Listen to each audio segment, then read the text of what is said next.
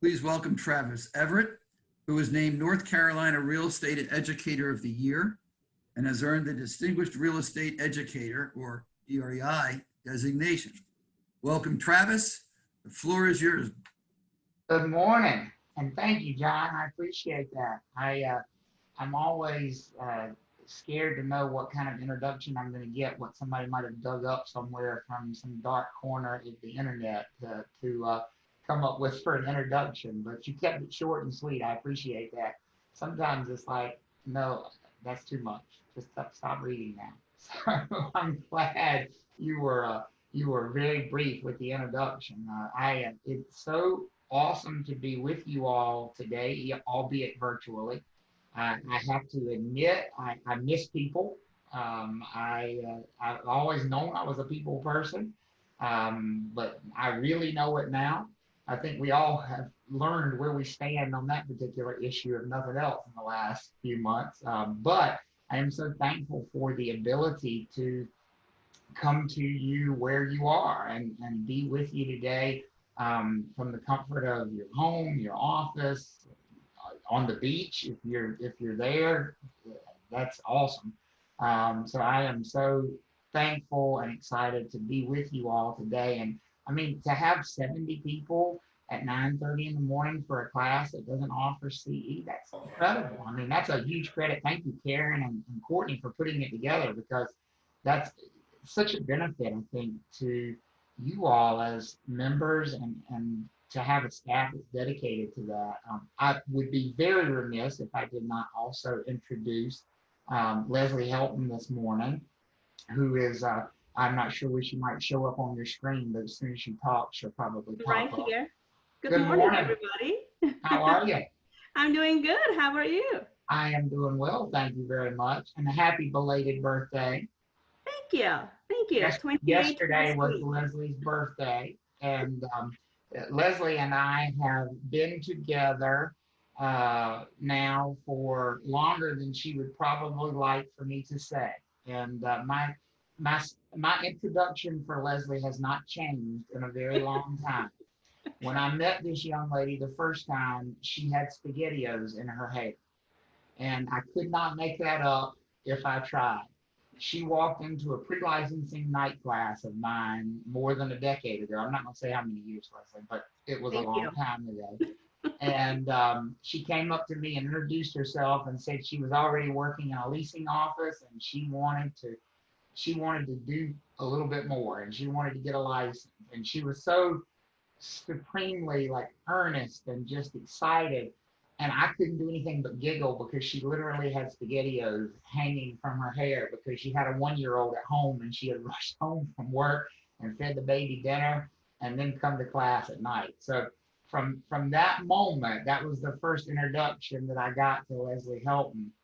And she is the world's greatest glutton for punishment because she has been with me for all that time in the middle. It's a long time. And I thought about this morning. I think yesterday might have been the first birthday you've had in the last 11 or 12 years that I haven't seen you on your birthday. So Yeah. that's a little bit different. Leslie is the type, she wants everybody to know it's her birthday. Trust me, we are not embarrassing her with this. She announces it for weeks in advance on a daily basis that her birthday is coming. So but yeah, I am sorry I did not get to see you yesterday. I hope it was a It's okay. wonderful day. I saw the pictures on Facebook. We had a good time. I had a good time. I had to work. I had to teach anyway, but what better way to celebrate your birthday than working and Oh, just I could think of better ways. well, when you're stuck at home and there's nothing you can do, nowhere you can go, I think it's a good plan to just sit home and talk to a Well, lot of some of us are stuck at home and we're still exploring our home because we don't know where any of the light switches are anymore. how I is moving in? How uh, is moving in going for you? moving back in it's been, I'm tired of moving. Yeah. Yeah, I'm definitely tired of moving. We were out of the house for 4 months, so we were quarantined somewhere else, but I'm glad to be back. It's weird to be in an as seen on television house, even though it hasn't yet been seen, I guess. But I'm adjusting. I'm getting there. I'm Yeah. coming to you from my home office, so you know we're making it work. And don't let Travis fool you, people. Those books that you see in the background, that's just a picture. He has not read all of those books, okay? How do you know? That is a virtual background. Absolutely.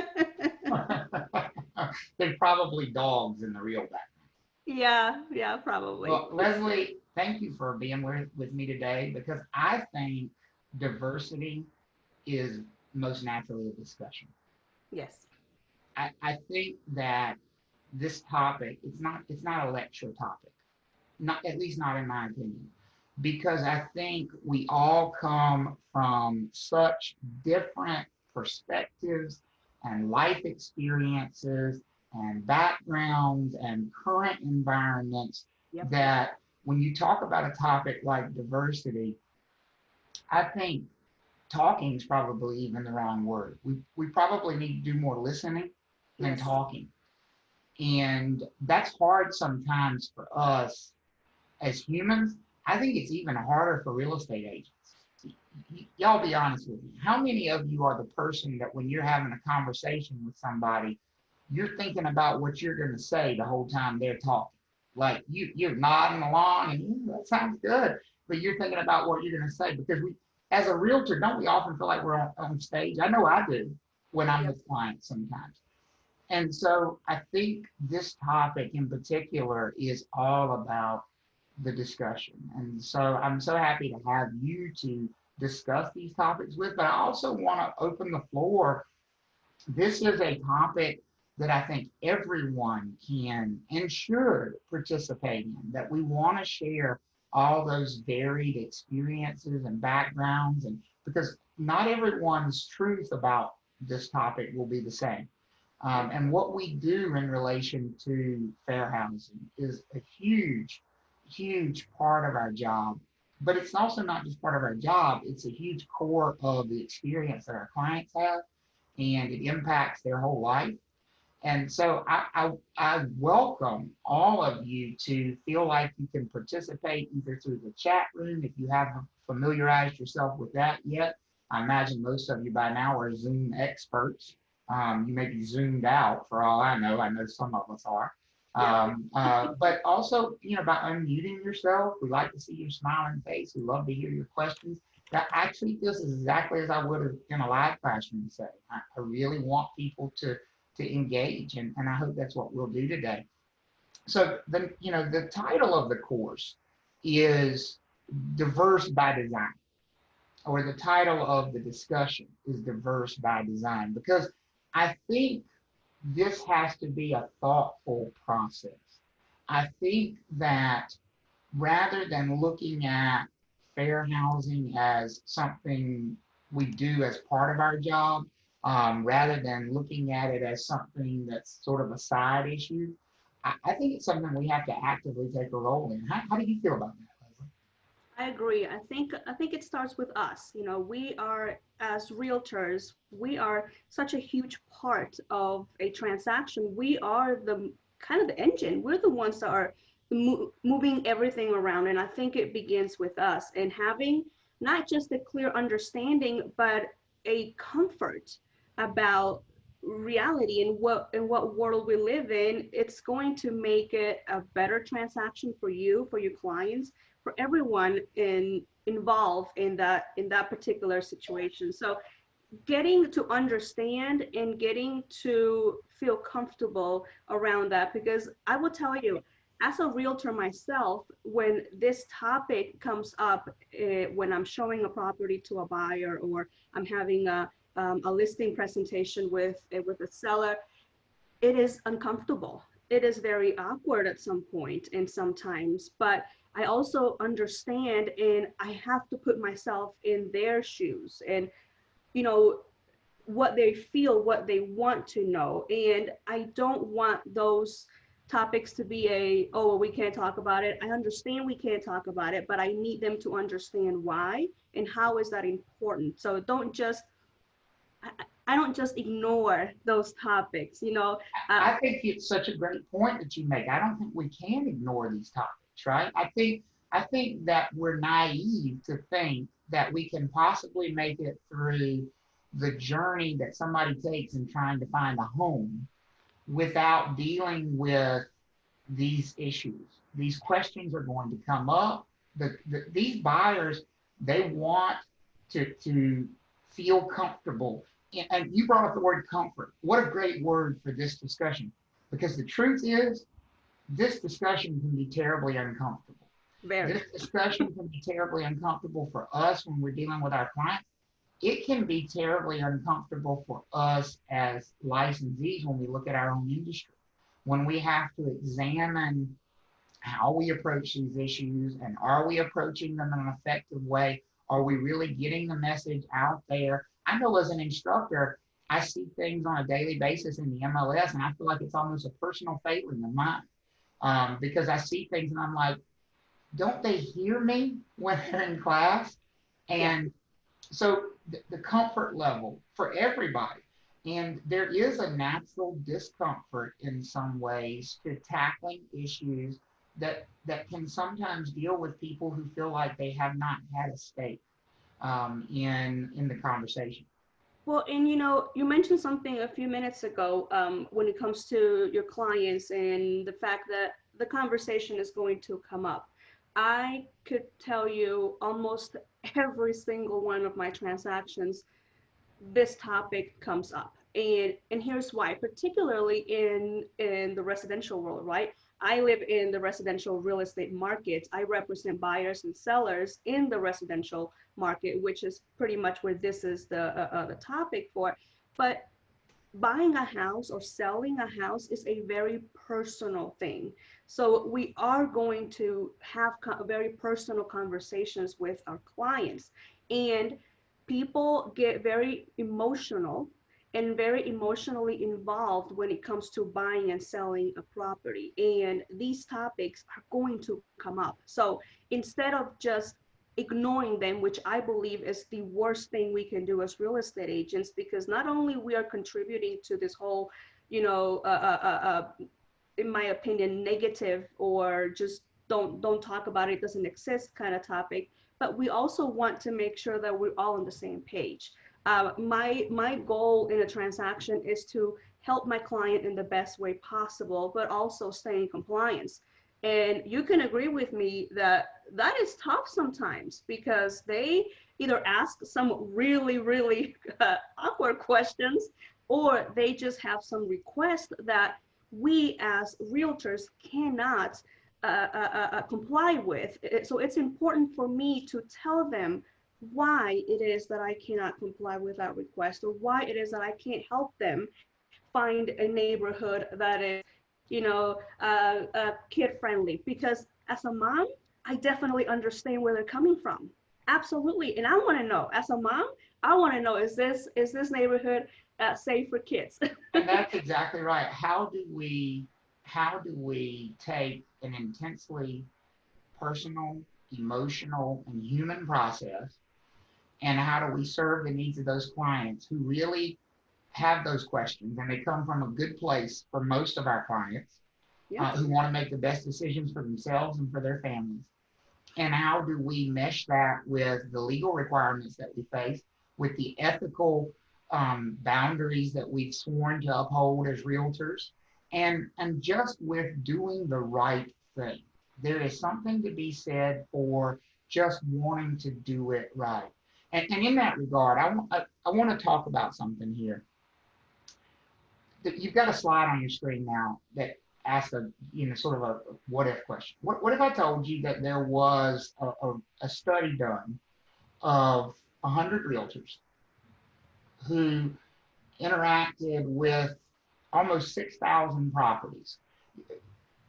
First of all, if you don't mind, in the chat, or if you want to unmute yourself, do you think that's at least a decently large study? That it's over the course of 3 years, we looked at the activities of 100 realtors in one marketplace and how they interacted with nearly 6,000 properties. Do you think we could learn some things from taking a look at that broad of a field. You know, Tony says yes, and I believe it's fella. If it's fella, if I've mispronounced that, you can let me know. I apologize. Is that right? You give me a thumbs up. Is that right? I see you smiling or laughing. No, No, it's wrong. Well, you gotta no. tell me. Well, then you gotta unmute and tell me now. Is it Fila? Is it a harder E? Second, it's Fila. Fila. Yes. Thank you so much, Fila. I always want to make sure I'm pronouncing somebody's name correctly, and Okay. it's always a guess when I'm reading, but I appreciate you doing that. And so Fila said yes. She thought that would be representative. And Well, there's plenty of data right there, you know. that's I mean, a lot of data. That's a lot of data. And I agree. I tend to agree that when you've got that much data, you have to pay attention. You have to open your eyes. You have to open your heart. You have to open your ears. And there comes a point where you have to say, okay, the data does speak for itself. mhm. Monica asked a question there, Leslie, which is Yeah. a really personal question, which It is. that's what we're here for. Right. You know, have either of us personally faced discrimination in real estate? That's a wonderful question. I will say that I have been blessed to not experience very many moments of a feeling of being left out in my lifetime. And that certainly is a blessing for me. There have been some small times along the way. I grew up in North Carolina. I attended the University of North Carolina. I played college football, kind of you want to write the All-American, this is a great story, yada, yada, yada. That was it. But for me, the only times that I've felt that way dealt with my my personal life. I not married, but have a partner that I've been with for 15 years now. He is an elementary school teacher. By the way, he was just named Teacher of the Year for Cary, North Carolina. I'm so proud of super you. proud, and He was definitely deserves it. He's a in great Cary teacher. magazine. So we're super proud of that. And there have been some small times along the way when that made it harder, difficult, when I had uncomfortable moments. And they were, and I will say, nobody intended for them to be tough moments. It was not a matter of someone, when that happened, it was not a matter of someone intentionally trying to discriminate. It was something as simple as when I looked for my first house, I remember, and this was before I had a real estate license. I was working at UNC. The real estate agent continually made references to, well, you and your wife, is it? And I remember distinctly, and I never corrected her. She meant well. That's my only experience. That pales in comparison to what some people experience. But you asked the question, and I wanted to give the most honest answer I could. And Leslie would have to answer for herself as well. Leslie, have you ever experienced that feeling? Not particularly in real estate. So, when it comes to my business, when it comes to my career, I have been very blessed and lucky that I have not experienced, either because of my color of my skin or because of my because I'm a female, whatever. But I have definitely experienced it in a personal level. I obviously, as if the accent has not given it away, the face maybe. I was not born in the United States. I was born in Mexico. My parents brought me to the States when I was, I think, about 5 years old. So I was raised here pretty much, but I was raised in a very Hispanic Latino household. My parents didn't allow me to speak English at home. As a teenager, trust me, it was horrible because I wanted to be cool, right? My whole point is to be cool, be like everybody else. And I was not allowed to speak English at home, but as an adult, obviously I understand why. I am fully bilingual and I thank them every day for that. But growing up, I really didn't see me different than other children. I think it was I felt so good in the school that I was going to, my peers. I had a great experience growing up. It actually became more difficult as I became an adult. And I think the part that I really remember much is when I was getting my citizenship. I was applying to get my citizenship, and I was going to, through the process, which, by the way, it is a horrible process to go through. It's taken 20 some years to get taken care of. But I did experience quite a bit of discrimination, or at least I felt like it, with the offices that I was going to apply, paperwork and having to go fingerprints and asking all sorts of questions. And I felt like I was an outsider and that I had to prove my way in this place that I call home. I mean, I don't know any other place than this for home. I have no idea what my country looks like. I mean, I visit, but I'm a tourist when I go there. Trust me, I don't act like, I'm from there when I go. So it really was uncomfortable to feel that way. And it was eye-opening, to understand that people do go through that. And it was bad. Well, But and I appreciate you sharing that. And I appreciate the question. Manika, I appreciate the question because these intensely personal things these are what we're talking about. These are what we're dealing with. This is, Cindy shared over in the chat that she experienced, gender-based discrimination. And I certainly never experienced that being, a male. But I saw my mom go through it. My mom was the head honcho in our house, and if you don't believe it, you ask her. And Cindy met her, and she knows. But she had to fight 3 times as hard to get anywhere. And Cindy mentioned that the first time she bought her first house, that she had to make a larger down payment because she was a single female, and the idea was she could get pregnant and therefore wouldn't be able to make the mortgage payment. I actually think it was just because they were dealing with Cindy. And if you've ever dealt with Cindy Chandler, you know, get it. We love her. We love her.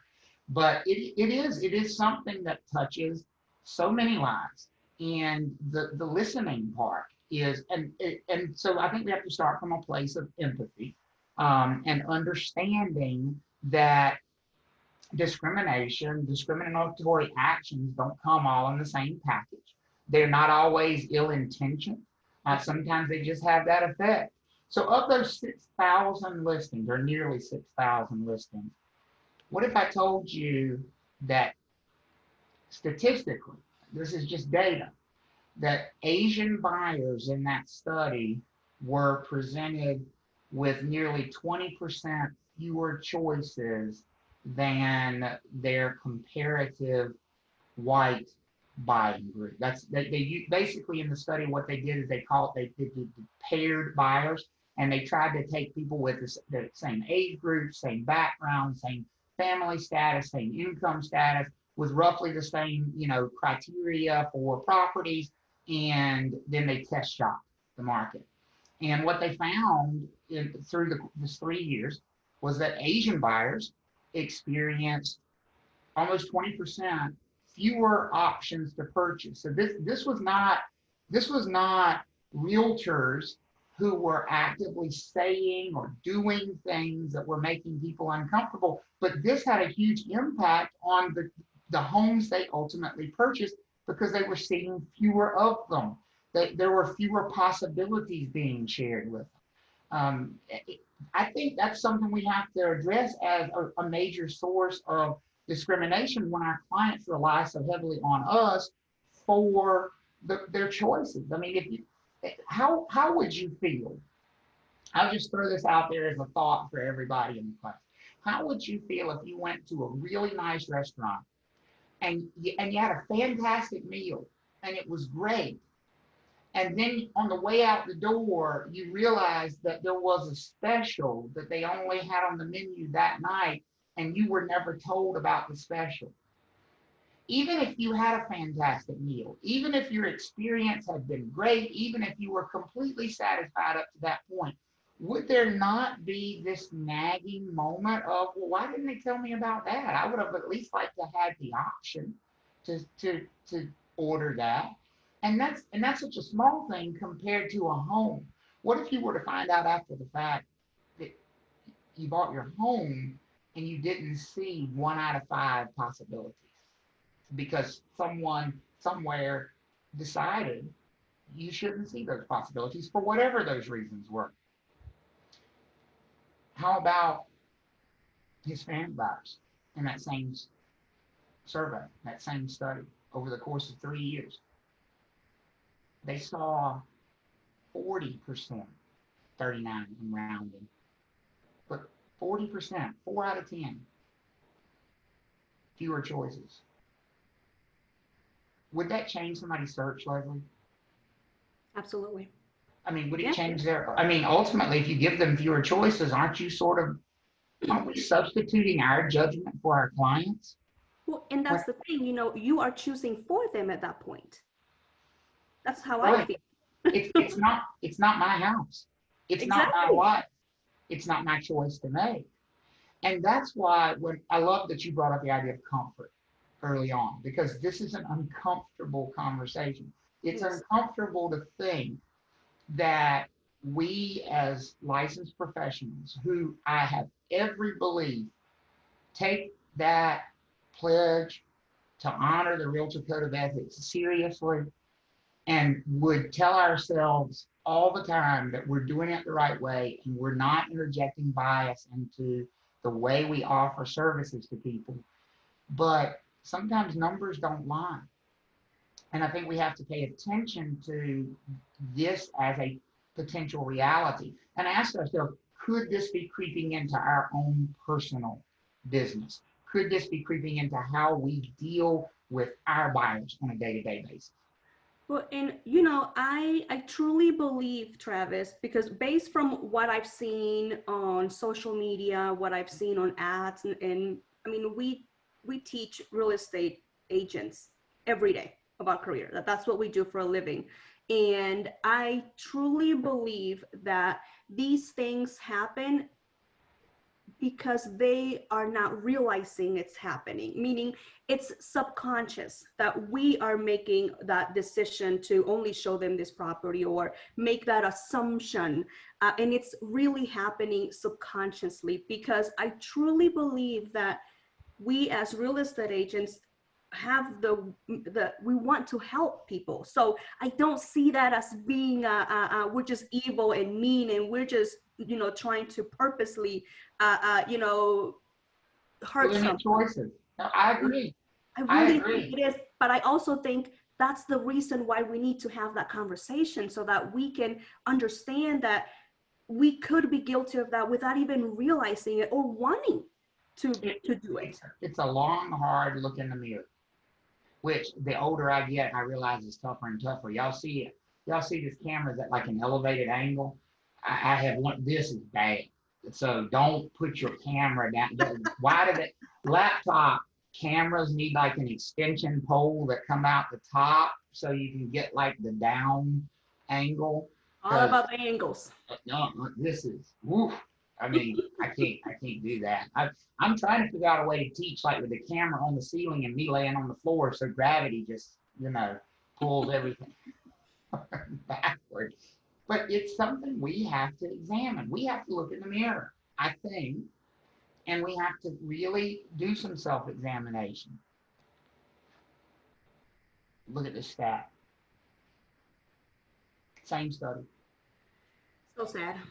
Same 6,000 listings, same 100 realtors. Black buyers saw half the options, half of their white counterparts. This is not a guilt trip. It's not. It's an eye opener. And it was for me. For me, this was, I needed data. I'm a data-driven person. I mean, I have a science degree, though I've never used it. Trust me, you don't want to see me in a biology lab. You don't want me working on a vaccine right now. I'm best served right here on Zoom. But I still have a science mind. And so data matters to me. And when I see data like this, I have to step back and go, whoa, how did that happen? What led to that? Because that's the most important part. It's like, so the stats can be eye-popping and they can open the discussion. But then we have to go further. We have to talk about what led to that and how do we address it? How do we fix it? How do we see it? How do we learn to recognize it? And how do we hopefully eliminate it? And that's, to me, where the discussion, where I want to take the discussion now. And Cindy mentioned, Stacy said, when was this study done and what years does it encompass? That's a really great question. Really great question, Stacy. It's almost like you knew what the next slide was in the slide deck. What if I told you it was right now? What if I told you this wasn't dated at all? What if I told you this was completed in 2019, that this represents the years 2017, 2018, and 2019? This is as current as you're going to get with long-term data. This is right now. This is, now, it's one marketplace. And I saw there was a mention in the chat earlier, I would love to see this data done for other marketplaces. Me too. Because the question for me was, is it just that much worse in this place? But without all that data from every other marketplace, what we can do is take the data we know we have, which is this data, and say, clearly there are learning opportunities here. There's the ability to look at maybe where things went off the rails and how do we address that. So, these are meant to be sort of internal questions for us, but do you think that because that's right now, that's something that we need to rededicate ourselves to? I think you know my answer based on the fact that I'm here today and talking about this topic and I'm passionate about this topic. The answer for me is yes. And I don't mean I need to rededicate myself to teaching other people how to do it. I mean, I need to rededicate myself to it. I need to make sure that I'm the best realtor I can possibly be for my clients, that I'm not interjecting my own biases, because we all have them, into their searches and their needs. And so this is something that we are dealing with right now. It's a current thing.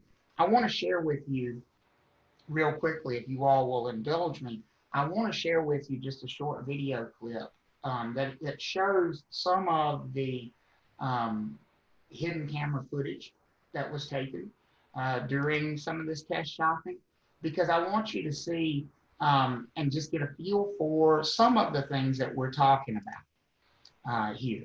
And I hope the video share, these are always a little bit dicey, but I think we'll be okay here. The home buying experience for blacks was a sharply different experience than it was for whites in our testing. We conducted 39 match tests involving black testers. In 19 of those tests, the black tester experienced unequal treatment. That is 49% of the time. Every place I went, basically, they treated me very well, and they showed me that, they were really interested in what I wanted. But it was only after they got back to the office and compared them that we noticed that the treatment wasn't equal. I think what I am surprised at is the sheer discrepancy between the two of us. I like Freeport. So a lot of people will say to me, oh, I don't care, I'll take Freeport, and all the houses are cheap there. I don't care about the school district, I don't know my children. I said, but you gotta protect your investment. After looking at the area that she went to and the area that I went to and all the nice choices that she had so much more than I did, I felt I was slighted a little bit. As black testers, they were getting directed to more diverse neighborhoods, or that they weren't getting equal service compared with the white counterparts. Every time I see and hear things like that, I'm still like very surprised. Etri declined to comment. Coldwell Banker stated, incidents reported by Newsday that are alleged to have occurred more than 2 years ago are completely contrary to our long-term commitment and dedication to supporting and maintaining all aspects of fair and equitable housing. Lisa Culpo, a young black female tester in a particular test, she was asked for identification proving who she was. Well, I do need a copy of your license. Oh. Or something, some form of ID. The thing is, because I've gone on so many tests where they have never asked me for ID, well, why would they need ID? All right, but this is routine? I mean, this is something that's not unusual. Yeah, no, that's what we do with everyone. If you want to give it, you give it. If you don't, you don't. But don't forget, I'm going out. With a stranger also, so we just ask for identification. That didn't happen when her white matched pair counterpart went in to the same agent and asked for the same criteria. All of these surrounding areas are great, and they're great for your commute, and they're great for your husband. And Lisa's listings were in more diverse neighborhoods like Hicksville and East Meadow. Her white counterparts' listings were in more white communities. Petrelli declined to comment. Kelvin Toon is a black man in his early 50s, and he went in to meet with an agent involving a test in the Brentwood community, a community that is 80% Hispanic and black. The agent communicated to Kelvin, our black tester, that she enjoyed meeting with clients from the Brentwood area. Every time I get a new listing in Brentwood or a new client, I get so excited because they're the nicest people. When we sent Kelvin's counterpart in to meet with the same agent, the white tester was actually warned about Brentwood not being a nice place. The nursing home we need to be near is in Brentwood. Okay. And so we found a couple that are in Brentwood too. Pretty close to each other. Okay. And it just seemed like those would be handy also for going to visit. Do you want to give me them and I'll look into them for you? Or? Yeah, I can do that. That warning came later to the white testers saying there was concern about gang activity going on in Brentwood.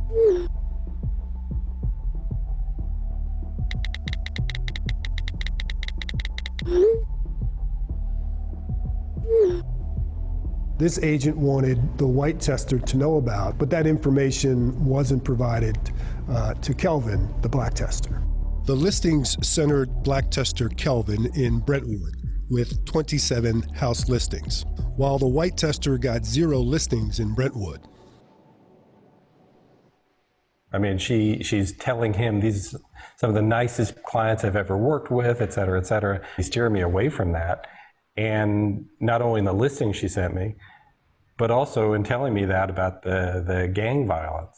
Vickery said she had warned only the white tester about gang activity because she had not been aware of it when she met with the black tester, despite widespread media coverage. She also said her business partner, Gene Gillen, sent the listings to the black tester.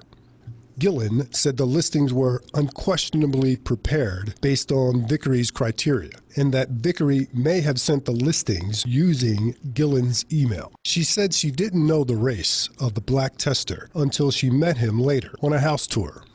Keller Williams, which was their employer at the time, released this statement. Keller Williams does not tolerate discrimination of any kind. All complaints of less than exemplary conduct are addressed and resolved. What we found when we looked at the total number of listings, agents provided 50% fewer listings to black testers on average than to their white counterparts. So I just wanted to share a little bit of that with you just so you could see sort of some of the, the underlying thought processes and the methods that went into this. But just the idea of, small things being a part of this differential treatment, some we require a pre-qualification letter to show property and some we don't. Some we require a copy of their ID. before we'll go out with them to show a property, and others we don't. I think that is, those are the kinds of things that we have to do a self-examination of. And Stephen made a good comment over in the chat. He said we all have to work through cognitive bias. The ways our thoughts can be biased without us being necessarily aware. And I completely agree with that. Elizabeth had a great question, Leslie, over there. She asked if it applied to commercial leasing. Well, I think there are a couple of ways to think about that question. It's a really great question. Does it apply in the commercial world? And there are a couple different answers there. So what does it mean to be equal? What does it mean to offer equal sort of treatment to everybody? Well, legally speaking, these protected classes are part of the Fair Housing Act. So to answer Elizabeth's questions from a strictly legal and enforcement perspective, these sorts of discriminatory activities are not governed in commercial real estate as nearly as they are in residential real estate, simply because the Fair Housing Act doesn't apply to commercial properties. However, and the Fair Housing Act sets out these, protected classes, which are sort of topics that are off limits. I know you help me teach pre-licensing from time to time, and the way we teach it in pre-licensing classes is, these are, when somebody's just trying to get through the test, these are the things you can't discuss. They can't be part of the discussion. But the reality we know in the real world is that they are often part of the discussion, and not necessarily beginning from our perspective, but the genesis of that discussion is very often from the client's perspective, and not necessarily in a negative way, not even often in a negative way, I found. I mean, very few times have I been in a position where I felt my clients were being openly sort of discriminatory. I thought that, but there have been hundreds of times where requests have been made of me that I simply couldn't fulfill. But to get to the root of Elizabeth's question even further is to remember that if you're a realtor, you've agreed to uphold the Realtor Code of Ethics. And part of the Realtor Code of Ethics is that we will deliver services to all of our clients. So there is no differentiation of a commercial client or a residential client, that as a realtor, we will uphold a higher level of expectation, and we will deliver services regardless of race, color, religion, those protected items, no matter what kind of transaction is involved. So, I want to give you as much detail on that answer. There's not really a short answer to it, but if you want a short answer, I would say as a realtor, yes, you're obligated to provide services without consideration for these things. It's a double-edged sword. Of course, we have an expert in the room, Cindy, who deals with and teaches so much about commercial real estate, and she makes a very valid point that the one sort of protection that overarches everything is race, because race is a protected group based on a different law, which is the Civil Rights Act of 1866. And that's not tailored just for housing. That's not, in the same way that the Fair Housing Act is, and there's no exceptions to that. So Elizabeth's question brings up a long answer, but I think the shorter answer is work to not discriminate, period, about any type of transaction, because there's probably going to be some negative repercussions no matter what facet of real estate you find yourself in, even if there's not a federal law that specifically jumps in and says don't do it in this particular type of a transaction. So it says we have to offer equal terms regardless of these 7 things. This is what the Fair Housing Act says. We have to offer equal terms regardless of, and I just used the slide that I used from pre-licensing. This is how we teach people to remember it in pre-licensing, fresh corn. That goes over real well when you're teaching classes in Iowa, which I am from time to time, and they like this slide. But it helps to remember the protected classes: familial status, race, sex, or gender, handicapping status, color, religion, and national origin, are the 7 that are protected under the federal law. Those are the ones that are specifically called out under the federal law. But just as a reminder, because Elizabeth's question sort of put me in this mindset anyway. Realtors are held to a higher standard. And not only are realtors held to a higher standard in the sense that our code of ethics applies to all types of transactions without, this sort of differentiation between residential and commercial, but there's also the fact that the Realtor Code of Ethics adds groups of people that are protected.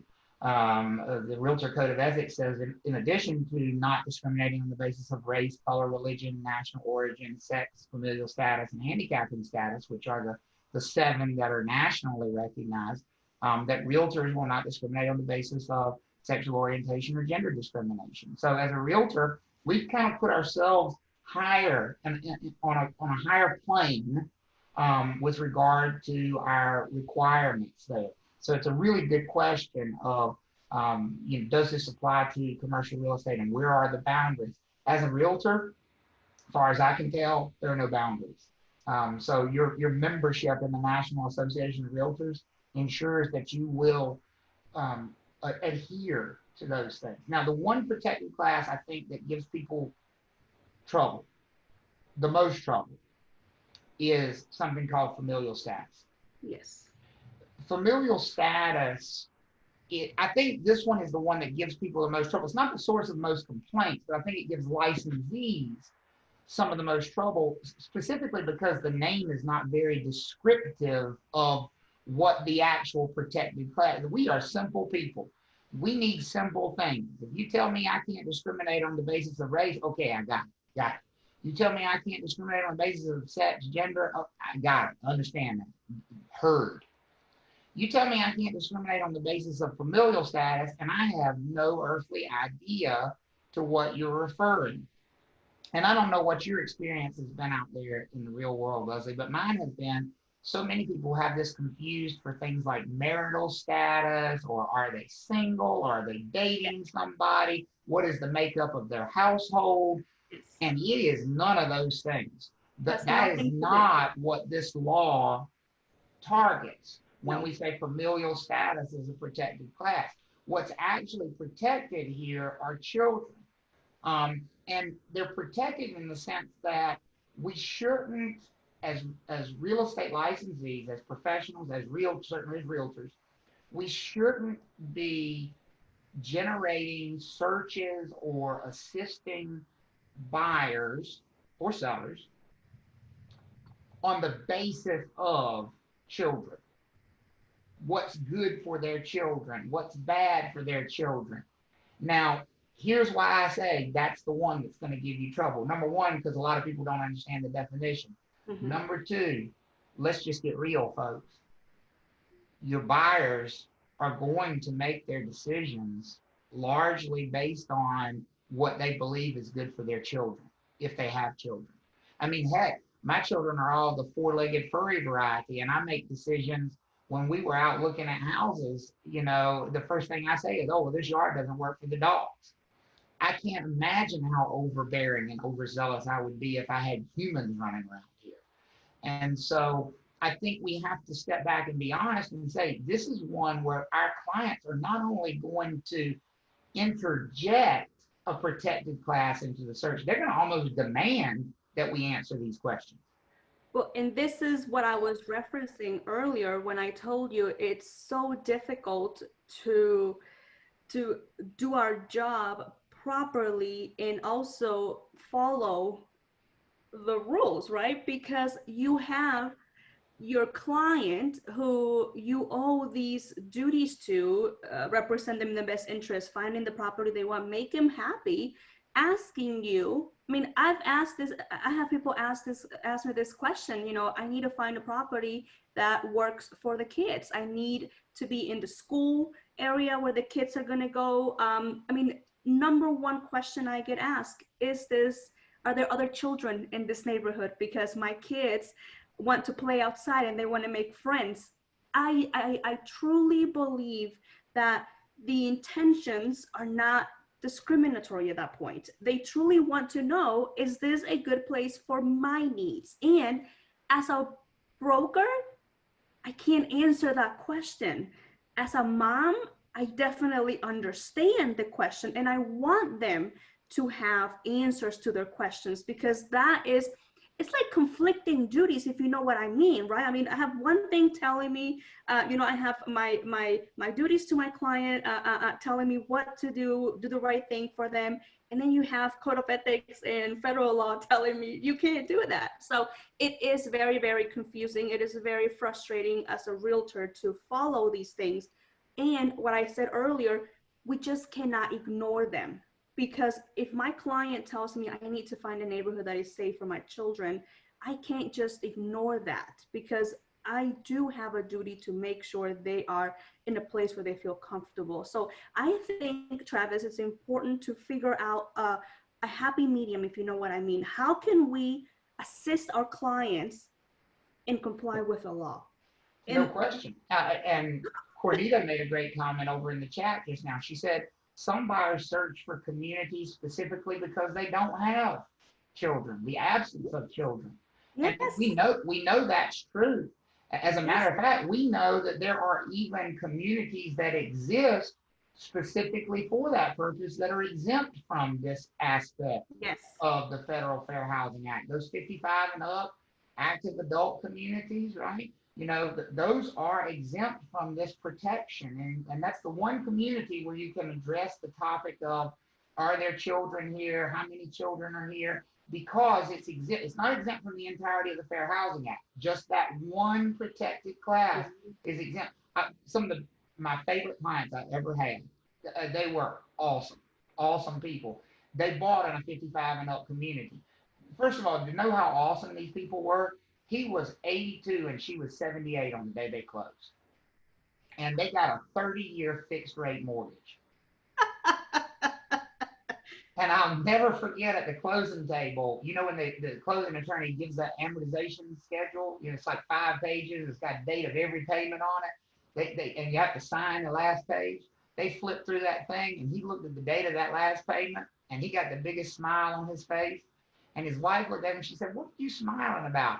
And he slid that paper over to her and he pointed at that date. He said, "I think we're going to win on this one." I almost fell out of the chair. I laughed so hard. I mean, these were great people. But, they bought in a 55 and up community. And, and it's a community in Cary called Carolina Preserve, which let me just say, if you're a developer and you're building a community primarily centered on dealing with older clientele, don't call it the Preserve. That's a bad name. That's just you're not really thinking that through a lot. What are you preserving these people in? That was my first don't let's not go down that road, but they were buying in this community and it had some really strict rules about, no children and, even the amount of time that children can visit. The time I was going to say that. 48 hours. They can visit for 48 hours and then they have to leave. And there's like a cooling off time period of how long they have to be gone before they can come back. Well, this is what they wanted. Except every time I met with them, they were coming from something to do with their grandkids. Oh, the grandkids stayed with us last night, or we had to take the grandkids to soccer today, or we had to do this, and we got a piano recital this afternoon. It was always about their grandchildren. So I became paranoid that they didn't understand what I was telling them about the rules in this neighborhood. So, I had this, that serious meeting before we signed the contract. And I said, now listen, you need to understand. I want to make sure you understand, because I know how important family is to you.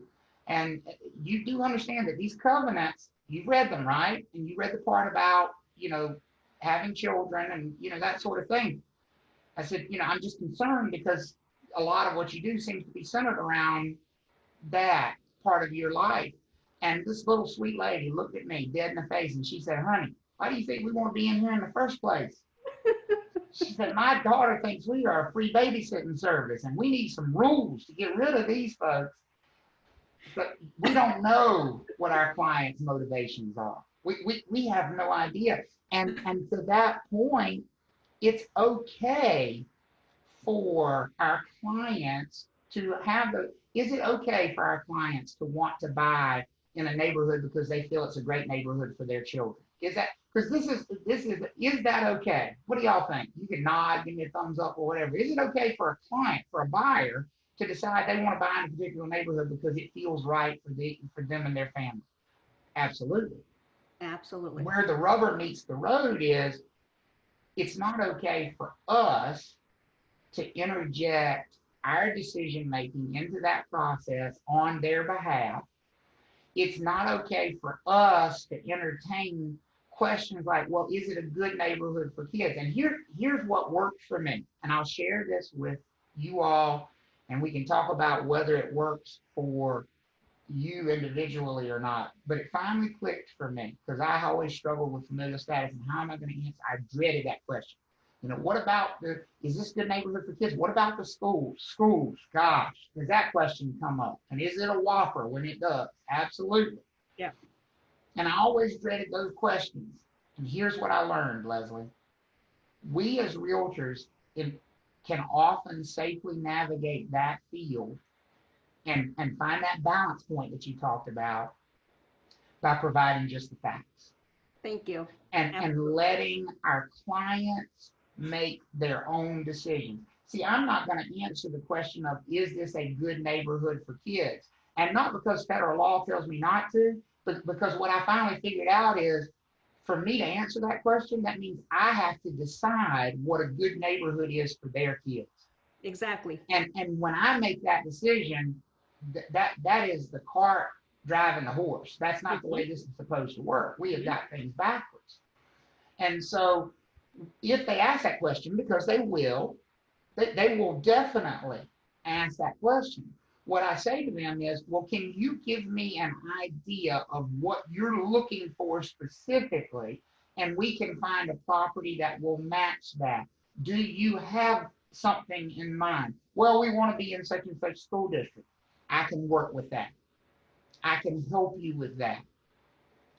Because those are just the facts of the matter. Now that I've brought up schools,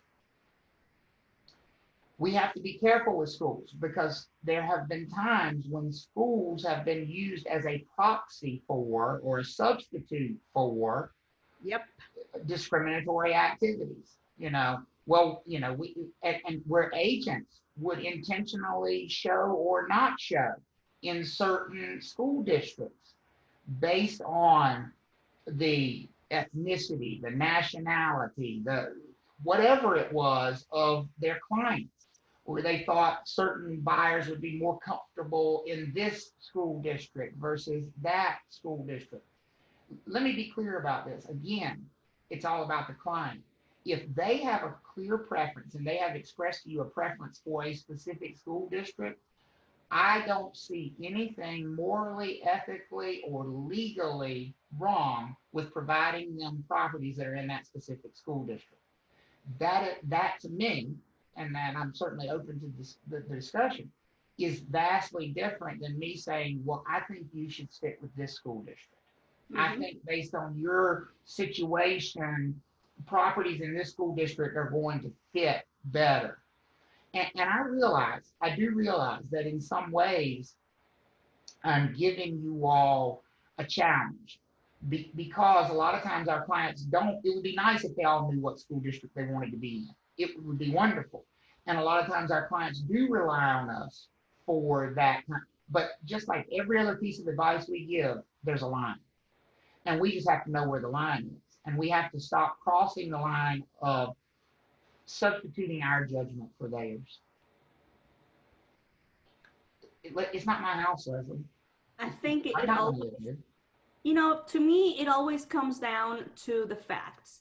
As long as I stick to facts, I think I will be safe, right? If they're asking me information that I can't impose my opinion, because I shouldn't impose my opinion, because it's not ultimately my decision to make, I just give them the facts. And I mean, I love the comments that people were making here about, well, what do you do in that situation? Because it is important for these people, as we mentioned many times, to get those answers. And I think giving them information, factual information that can guide them and assist them in making those decisions themselves is the solution to the problem, because you're not ignoring it, but you're not making the decision for them. You are saying, here is the information that you need to know, and please make your decision based on that information. Because as you said earlier, you know, is this neighborhood safe for children? I get that question asked all the time. It depends on who you ask. Right. My version and your version may be entirely It depends on who you ask. And I mean, that goes right back to that discussion we opened with. Very, about very we all different. have different backgrounds, different experiences, we come from a different place. So I'm going to have a different definition in my mind for that than you will, than my buyer will. I love some of the comments in the chat, by the way. They're popping over there now. I love that. Phila said she provides resources and helps them, you know, facilitates their search, and that allows them to make the decision. And then I love Sherry's comment. She said, you know, that helps with discrimination, and that's for everybody. I love that comment. This is for everybody. Don't think that we're only saying, okay, well, this is how you handle people who do have children, but you know, you can have that conversation with people who don't. Well, that right there is the very definition of what we're not supposed to be doing. We're not supposed to be interjecting different levels of service for different people based on these things. And that brings us just to the importance of consistency. It is so ultra important to be consistent with how we present data, listings, properties, schools, so that everyone has the same experience, so that everybody has the opportunity to make their own decision without that sort of interjected bias that we put in there, because we all have bias. I mean, I played college football at the University of North Carolina. If somebody came to me, it's going to be a silly thing, but if somebody came to me and said, well, we're thinking about moving to Raleigh because our kid wants to go to engineering school and they really want to go to NC State, I'd probably say something like, really? Just because that's my own bias coming through, right? I'm kidding. I wouldn't do that. Y'all back off. Calm down. I know you I'll even do the little wolf puppet thing if I make you feel better. But it is about being consistent and about having the same approach with every buyer and every seller, and so that we're not, as Monica said, it's a disservice to them for us to be arrogant enough to think we know better for them than they know. That's arrogant. I think that just is the epitome of somebody who is taking themselves way too seriously. When you start to think you know what's better for your clients than they know, we are off on a side road venture that we should not be on at that point in time. And again, our job is not to make the decision for our clients. Our job is to give them the data, the information they need to make the decision themselves, because ultimately this house is theirs. You're not going to live in that house. You're not going to, you are not going to be the one occupying that property. That house is for them. And who are we to tell them what is good and what is not good for them? Nothing bothers me more than somebody telling me what I should do or I shouldn't do. I'm a grown woman. I can make my own decision. And why am I treating my clients the same way, right? Right. They're not our children. I shouldn't do that. They're not our children. Exactly. There was a great question over there. Monica asked, but where do the facts come from? Because I think one of the challenges we face is, how do we sort through, what's a fact and what's an opinion? Because we live in a world where the universe is at your fingertips. I mean, you think about it, children that are, I shouldn't say children because now they're in my I started a pre-licensing class on Monday, Leslie. I have somebody in that class who was born in 2002. Oh my God. I wanted to vomit.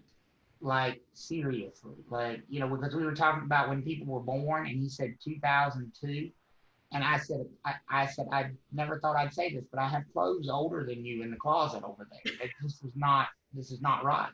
I think I was graduating high school in 2002. But when you think about it, that child has never known a time when the world wasn't available at his fingertips. Nope. When you couldn't pull out a device, a smartphone, a tablet, something. I mean, what did the iPhone came along in 2006, I think, and revolutionized the world from that point forward. So from the time that person born, and they're getting a real estate license now, they've literally had the world at their fingertips their whole life.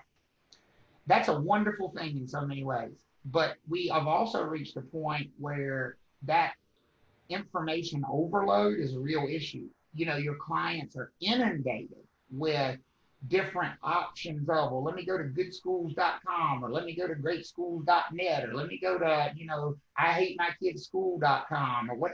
I bet it exists. I bet if you type that right now, it probably exists. I just made it up. There is so much data out there, and honestly, there is so much junk out there. There's so much information that could not even be true. And also I deal with people that believe word of mouth a lot as well. Sure. And that can be dangerous too. So making sure that they get actual data and data. And that's where I think we have to do our homework. So, I think before you provide a resource to your clients, really look long and hard and say, okay, is this mostly reviews that people have put in based on their own experience?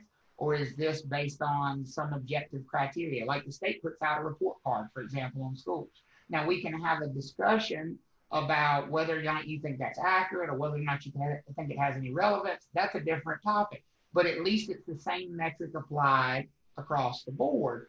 And that's more of a factual data source. Whereas something like, a website that's more centered around parents to be able to converse with each other, that can be really useful for parents. But you might be seen as endorsing those opinions by sending people there. So just be very careful and do your own homework and make sure you're providing the facts about those kinds of things, because we don't want to interject our opinion. Because when we start to interject our opinion, we run the risk of something called disparate impact. Disparate impact is when we think we're doing the right thing, but the effect is one that ends up in discrimination. We end up with discrimination as a result of our actions, even though that was never what we intended. I have property managers, residential property managers, and bless them. If you can do that, I get it. Leslie drugged me down that road one time. I was her broker in charge for years, and she came to me one time and she said, listen, I got a great opportunity. We need to take over this property management account. It's 100 units. And I said, you really want to deal with all that? And she said, I do.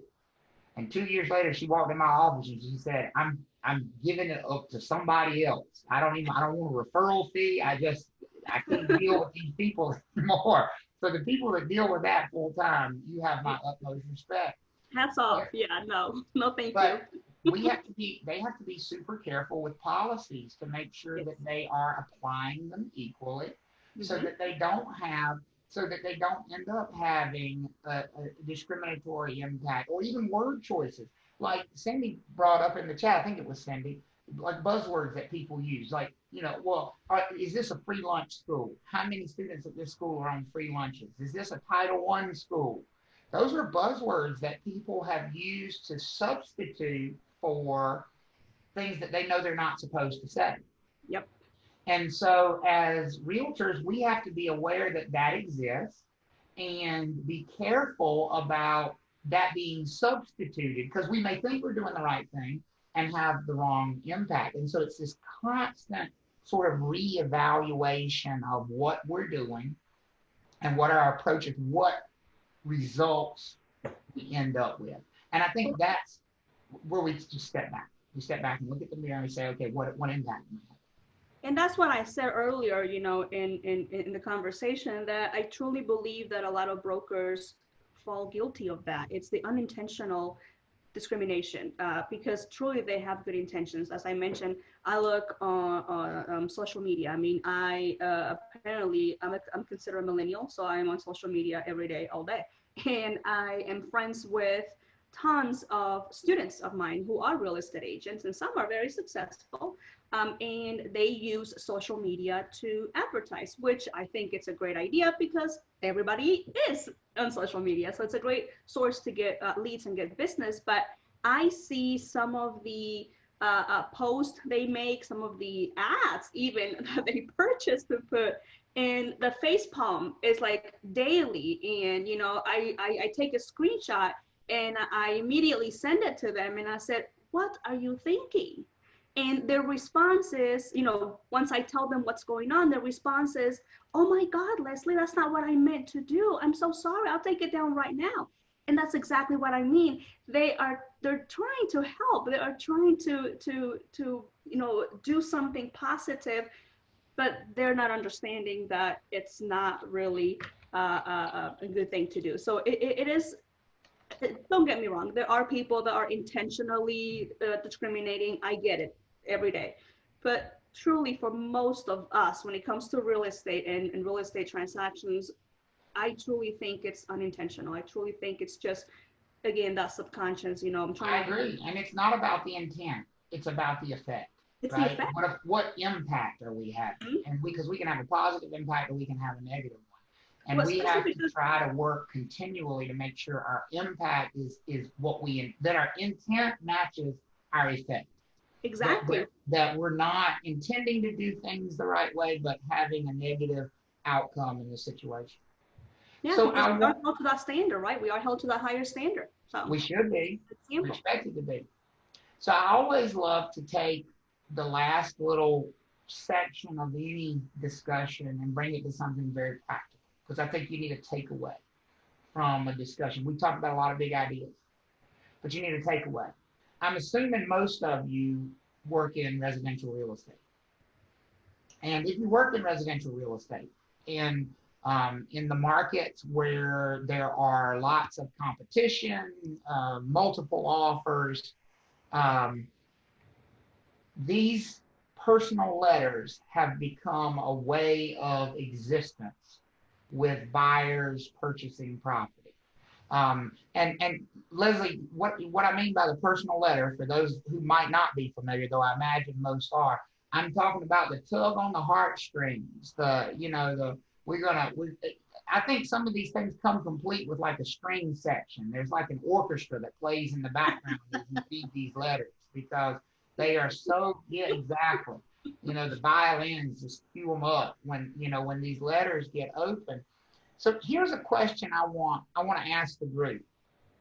And this is a no judgment zone, by the way. I'm just asking for reference purposes. How many of you utilize personal letters in your, or have seen them used? I mean, maybe you're commenting for a friend. That's okay too. How many of you have seen personal letters used, or like personal letters, or have seen their effectiveness, that sort of thing in transactions? How many of you are seeing them be prevalent? If you just want to throw an answer in the chat, because I can tell you here in the triangle where Leslie and I are located, Erin's clapping, or raising her hand. I can't figure out which one that is, but I'm assuming she's saying yes. And Melissa said yes. Karen said her clients have used them. Erin said all the time. Yeah. And that's what we see in the triangle, which is a similarly busy marketplace, is buyers are looking for a way to get an edge. They're looking for a way to get over the hump, to be the one chosen. It's like, I feel like we're on The Price is Right, and Roddy's just waiting to call someone, come on back, you're the next contestant on The Price is Right or something, it's not even an offer anymore. It's a sweepstakes in some of these things. We've got listings with 20 offers. It's insane. Yeah. And naturally, buyers and buyers agents are trying to find leverage in any way they possibly can. Those of you who have been on the listing side of them, have you seen them have an impact? Have you seen your seller be swayed, even if just a little bit? Maybe the offers were close, maybe they weren't close, but have you seen them have any impact at all. And by the way, that could be a negative impact. Some people are put off by these letters. Some sellers look at these letters and they're like, I don't want to know about you and your family, and, you know. And then some sellers are like, oh, they're so cute, you know. But have you all? Jennifer said it makes the sellers uncomfortable. Well, that's an impact, right? Making the sellers uncomfortable might not be a positive. It might not be the impact that was intended by the letter, but it had an impact because maybe the sellers don't want to accept this offer because maybe they feel like this buyer is trying to weasel their way in. People build a lot of different perceptions into these things. Karen said she had a seller that was white. Cassandra said, this is the answer I was looking for. But by the way, the husband didn't want to read it and the wife was all about it. Isn't that the way it is? Anytime in every transaction about everything, you're always dealing with two separate clients anyway. Yep. And so if we agree that there could be an impact from this letter, then I think we should talk about what's in them. What's the content of these letters? What is it that the buyers are saying in them that has an impact? And I will say that I have seen this impact. The first one I ever encountered, I was not ready for. I was not prepared for it. This was several years ago, and I was representing my great uncle in selling a condo in downtown Raleigh. And he's retired. He had owned this condo. It was one he bought as an investment property in historic Oakwood like 40 years ago. And he's owned it the whole time. He still lives in Oakwood himself. He's in his 80s. He's a retired school teacher, born and raised in Raleigh. And we got like 10 offers on this condo. And one of them had this personal letter. And it was a young man who had just graduated from NC State. My great uncle graduated from NC State. And he was going into elementary education. My great uncle's a retired elementary principal. And he wanted to live downtown because it was really important to him to bike everywhere. And he was going to be teaching at Daniels Middle School, which is close to downtown. I mean, and you lined it up. And my great uncle read this letter and had tears in his eyes, folks. And I looked at him, he said, this is the one. I said, this is the one what? He said, this is the offer I want to accept. And I said, Ronnie, we got another 9 offers we need to talk about here. He said, I don't care, this is the one. He wouldn't even let me present. I had to fight him to present the other one. And there was one in there that was cash and $10,000 more. He didn't want to see it. Made his mind up. I wasn't ready for that. I was not prepared. And so I saw the impact, right? I saw, now I will say, because I have to give you the follow-up to that story. I felt so guilty for so long, because I felt like I had done him a disservice, that like I didn't prepare him because I wasn't prepared and I had cost him money. I finally shared that with him about a year after the sale. And he said, listen, I want you to do me a favor. Come by here on Friday afternoon about 5 o'clock. I said, well, I don't know if I can make it. He said, I didn't ask. I'm telling you, come by here Friday afternoon at 5 o'clock. When you're 80, you can do that. You just tell somebody to show up. He will do that. And I went by there, and my great uncle sitting out on his front porch in Oakwood, and he is drinking a bottle of, maybe a glass, but probably a bottle of wine. And 5 minutes after I showed up, here comes this kid that bought the condo riding up on his bicycle. What I didn't know is every week he comes by and they sit out there and they talk about his week at school. So that ended with a happy ending. That's a beautiful story, right? But at the same time, I saw this impact. Now we talk about what things are in there. People put all kinds of stuff in there. They talk about their family. They talk about their children. They talk about whether they're married. They talk about their jobs. Travis, pictures. I have seen pictures. I was going to say, I have seen pictures with these letters. I mean, that is, as an instructor, as a realtor myself, I am terrified of those letters. Well, and that's because you know enough to know they can be dangerous. Yes. Because if we've established that the whole reason the buyer writes them is to gain an advantage in the transaction.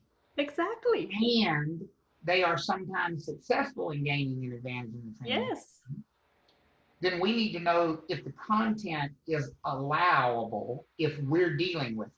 Because we're in the middle. We're the ones handling these letters. We're the ones passing them along to our clients. We're the middleman, middle person.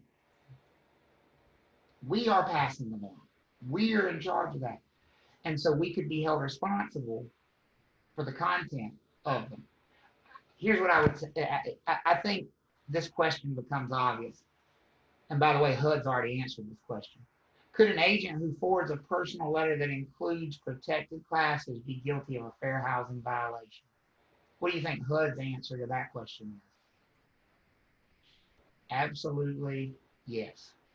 That's what they said about these personal letters. That if the letter contains protected classes of individuals, race, color, religion, national origin, sex, familial status, handicapping status. Well, if somebody includes a picture, how many, what are we trying for are we trying to get the golden award for hitting all 7 of them at one time? Exactly. Because if they included a picture, we can tell 3, 4, maybe even more protected classes. We can tell maybe race, we could potentially tell national origin, we could certainly tell, in a lot of cases, gender.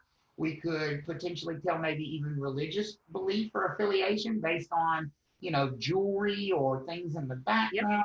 Yep. And once we've opened that Pandora's box, once we've put that in front of the seller, how can we possibly say, well, that's not why the seller chose that offer?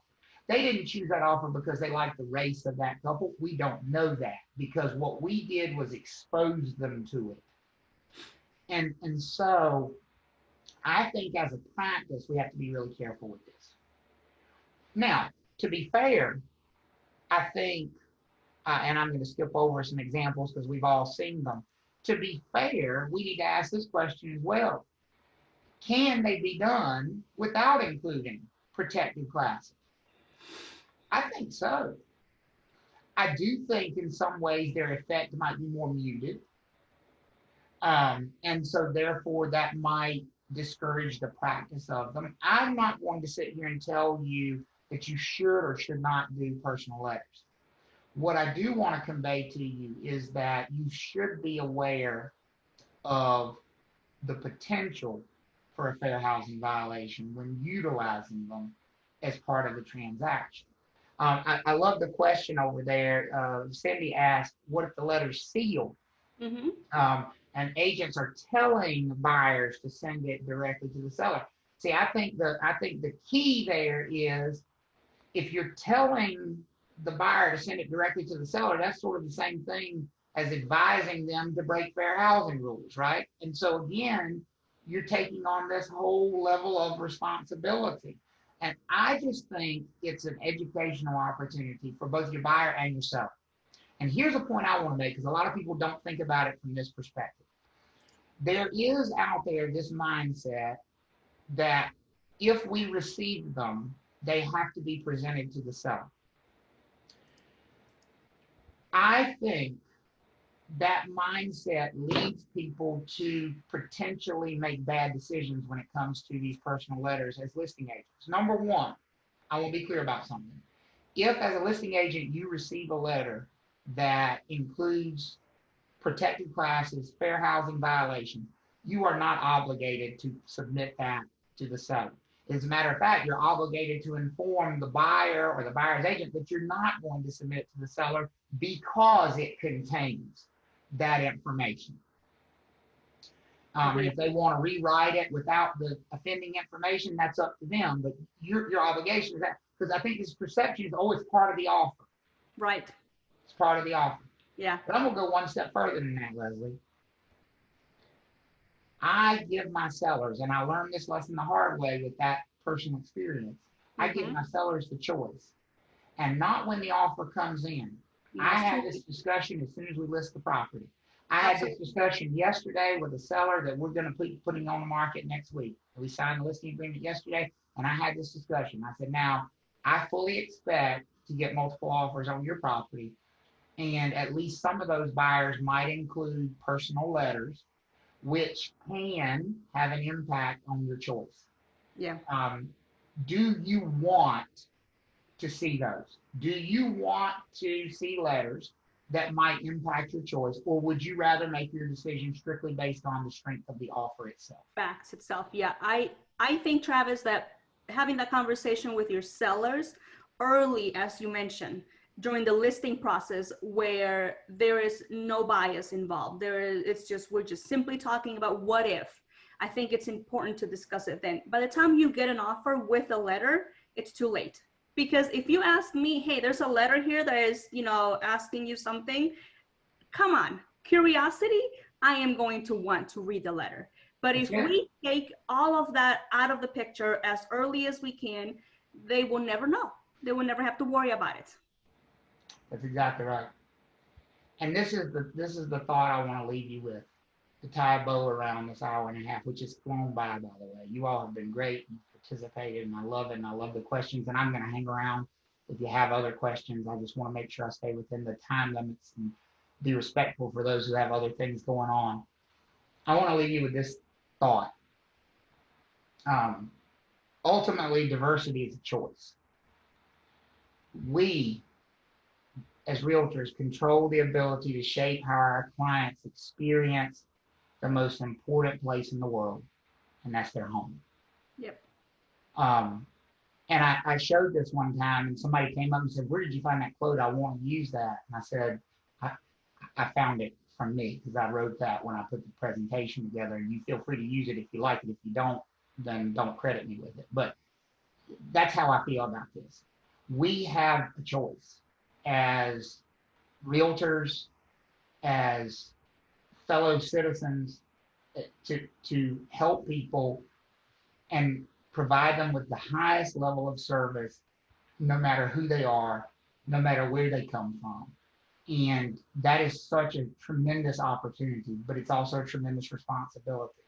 And treat it with the care it deserves. Treat them with the care they deserve. Because one day you will be on the other side of something like this, and you'll be hoping that someone treats you with the same care they would their most important client, patient, whatever that relationship happens to be. And so my parting thought to you would be, just make good choices. Do the things that you know are right.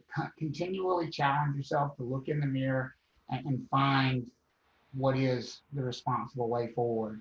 And hopefully that has been useful for you all today. And I know I thank you, and I thank Leslie for her time, and you all have been just a fantastic group, and I'm happy to stay around. I see there's a couple of other questions in the chat, and I'm happy to stay if Karen wants me to answer those questions. If somebody has questions, we'll hang around here. But that's what we've got for you folks today. Thank you so much for your time and your attention. Thank you very Folks, much, in the guys. interest of those who want to get going, I just want to say thank you to Travis and Leslie for sharing your insights. It's been wonderful. Two quick takeaways that I had that I wanted to share is, first of all, I found it interesting. The question that Travis asked at one point was, has anybody in here experienced discrimination? And a whole bunch of people said yes, and there were more that could have said yes. We all experience it at some point or another for different reasons. And I think it's important that that's part of the understanding that we have to develop going forward in these conversations, that it is not unique to one group of people. It's happens everywhere, and we have to be aware of that. And the second thing that I thought was really important, there was a long conversation about the unintentional bias and the unintentional consequences that we have because we're not thinking about the issues. And my takeaway from Travis and Leslie is that we have to be, number one, conscious of that occurring, and that we have to be very intentional in our actions and our conversation and our words as we go forward. That was a tremendous point that they made, and I wanted to share that with you. And I wanted to thank, from my end of it, everybody that has come on and invested your time to continue the conversation. We must continue the conversation as we go forward for all the different reasons. And I want to thank you for your time today. Karen, Thank you, John. good Thank call. you. Travis and Leslie, thank you. Thank you so much. Right, See my you all friend. that are headed out. Mika, I'm glad the YouTube videos help. Thank you, everybody. Thank you, Karen. Thank you, and Courtney, for being so instrumental in pulling this together. Y'all are awesome. I don't know if they know how lucky they are to have you, but I hope they do. Thank you. Thank you so much. We appreciate you. Thank you, Leslie. Thank you, Karen. We're not rushing or going anywhere just yet. If anybody does have any questions for you. Right. Yeah. It will. I'm happy to hang around if somebody has questions and they want to ask them by unmuting or in the chat or whatever. But I'm happy to do it. I have a question. Go ahead. I didn't see who it was, but I heard George. Yeah, George. I couldn't get. I was trying to get in, but I heard the audio, but I couldn't get the video part. On parts of it kept cutting out. I got a bad signal. But I have a question. Is this available to be seen later? Is it going to be? I don't want to answer for Karen, but I know they were recording it, so my guess is they are planning to make it available, and they certainly I have no objection to that, so I'll let them answer. But I think that was their intention. Okay, Yeah. great. Yes, that's it. Yes, that is our intention. We have been recording. Okay, great. Because I kept cutting out, but it was very, very, very, very enlightening. Very good, George. Yeah. Right. Thank you. Yeah, this is Cornita. I have a follow-up question. Hey, Cornita, how are you? I'm great, and you? Good. Concerning the letters from buyers, you said that we're not obligated to give them to the seller if they could contain information about the protected classes. So what do you do at that point if you know you've gotten a letter? Can the seller find fault with you on not giving them the letter? Well, I think you would inform your client. You always inform your client. Now, there wasn't a letter that came with this offer, but it contains things that we're not allowed to address because of some fair housing issues. And I've informed the buyer of the same thing, and they may redraft the letter or they may not, but I just want to let you know what I had done in that regard. There's a letter that I haven't given to you just because it does contain some things that, quite honestly, I can't participate. And so just be as open and as fulsome as you possibly can with your seller and the reasons why. Okay. And someone had put in the chat box, if the seller does not want to get the letters, do you put that in MLS or what? That was what I do. That's a great question. I'm glad you asked that. I do actually. I put that in the agent only remarks. When I ask my seller and they say they would prefer not to see it, I put it in the agent only remarks. Seller prefers no personal letters. They will not be presented. Just so because I don't want the buyer's agents to waste their time, with having, or buyers to waste their time with writing. Yeah. Okay. Thank you. You're welcome.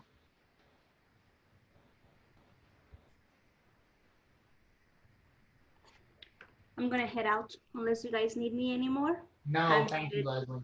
Thank you, Leslie. Thank you, guys. It was nice meeting you. Nice to meet you. Travis, this is Magda Isola. I have a question. If you're showing clients how, and somebody asks you how, if there is you're in certain community and ask you about familial status and how many, if there's kids in the neighborhood, how do you address that question?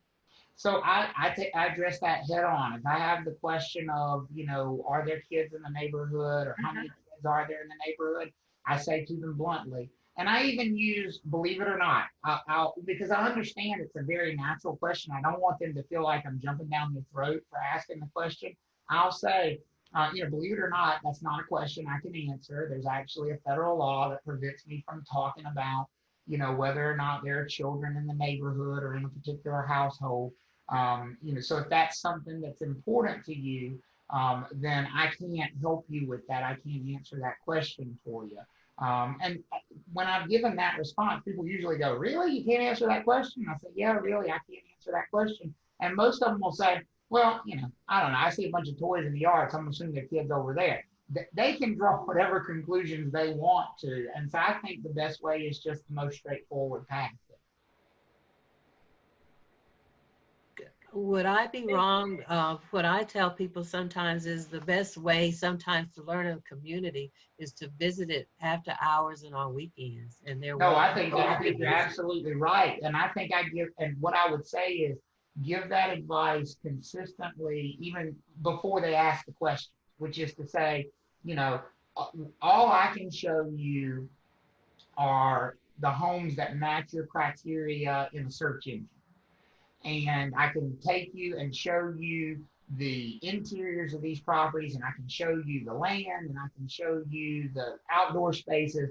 But ultimately, you're going to have to find an area and a neighborhood that suits what you want for your particular life. And so I highly encourage you, if you find properties that you think, okay, this could be the one, I highly encourage you to visit them at night, on the weekends, during the day, so that you get a feel for the flow and what life is truly like in those neighborhoods. But what I would say is that's great advice as long as you're giving it consistently. And I think just do it early in the process. It's just part of you. It becomes part of your sort of DNA. You just, this is what I do. This is what I say. Okay, thank you. You're welcome. Hi, this is Gabby Reyes. I had a question. Like, could you maybe give an example of a generic letter a client could send that wouldn't be violating any fair housing? Sure, Gabby. laws I think that's a really solid question as well. You know, what would be a good letter? Or I don't want to use the word good because that's a relative term, but what would be an acceptable letter? Buyers could easily say something like, you know, thank you so much for letting us view your house. It truly is a wonderful home. We are absolutely thrilled at the prospect of living here and spending the next 20 years in your home. We so appreciate the care you've given to it, and we hope to do exactly the same. We look forward to your response. You know, it can have heart to it. It can have personal, you know, connections. But I think those things should be centered around the home and not around the people. My sort of golden rule of real estate is talk about the property, not the people. And if you do that, I think you'll probably be okay. Thank you. Do you have any thoughts on, I know we talked a lot about more of the buying and selling, but to me, there's an area where there's a lot more chance of fair housing violations, and that's in rental property, simply because, of course, the property manager sees the people on the application. There's a lot of, you know, every occupant, and there's a lot more information. So do you have any concerns or even practices that should be observed? I have a great deal of concern about our residential property managers and their policies and practices and how it's best for them to implement things that will be effective at finding quality tenants for their landlords, but not utilize the wrong criteria, whether they intentionally or unintentionally utilize the wrong criteria. Because I think that whole idea of disparate impact and unintended effects really pops up in the residential rental sphere of things with, you know, some of the questions that are asked on application. You know, I think there's a level of discussion ongoing now in some fair housing circles that I think is a really interesting discussion about should sellers and their agents ask for things like the names and ages of all of the occupants of the property, because that could be construed to discriminate against children. You know, because if they list the names and ages of all the occupants on the application, and, you know, one application has 2 adults and one minor, and the next one has 2 adults and 4 minors, there's no way to know that an owner, the landlord, might not prefer the other unit. Or maybe there's 2 applications that both have 4 occupants, would be an even better example. But one is they're all adults because someone's parents live with them, and the other, there's a family with 2 children. How do we know that the landlord might not be making their decision? And I don't have a magic bullet answer on that. I'm not sure where the ultimate balance of that is going to be. But what I'm trying to do is step back continually and recognize how that could interject unintended bias into the process. Because I think you're exactly right. I think application fees. I will give you one tip that I think is huge in residential property management that I think a lot of people would benefit from employing as residential property managers. Process one application at a time. Even if you've got 5 people that apply, process one at a time. Have written criteria in advance for what is an acceptable tenant. And as soon as you get one that's acceptable, you don't process any more applications. That way you're not doing this sort of, comparison, which brings up so many of the questions. Okay, well, what was the basis for the choice? That is a piece of advice that I often give to residential property managers. Right. And I don't do a lot of rental properties, but I do speak to some people, and a lot of them have discussions about, well, they think their deposits are more because they're Black or whatever. Sure. And also that, there's a lot of issues like they're using all of their money that they need for rent and that deposits by filling out applications at all of these places just to be denied time and time again. Absolutely. And even to take it one step further, I've been involved with some discussions lately about, name-based bias, which was an area that, quite honestly, this is why I say we all got to look in the mirror, because we all have blind spots. This is a complete blind spot for me. But somebody pointed out that that there are people who use names as proxy for race. If they see an application that has, a certain name, they may associate that with somebody of a certain race. And so maybe we need to get to a point in time where the landlords are not necessarily, as property managers, where the landlords aren't seeing the names, so that we don't potentially introduce that bias into the thing. And again, Antonio, I'm not saying that's the step forward, but I'm saying it should be part of the discussion because it's possible. Right. Thank you. You're welcome. Thank you. Did we get everybody? I think we did. All right. Well, I guess we're done, Karen. I think we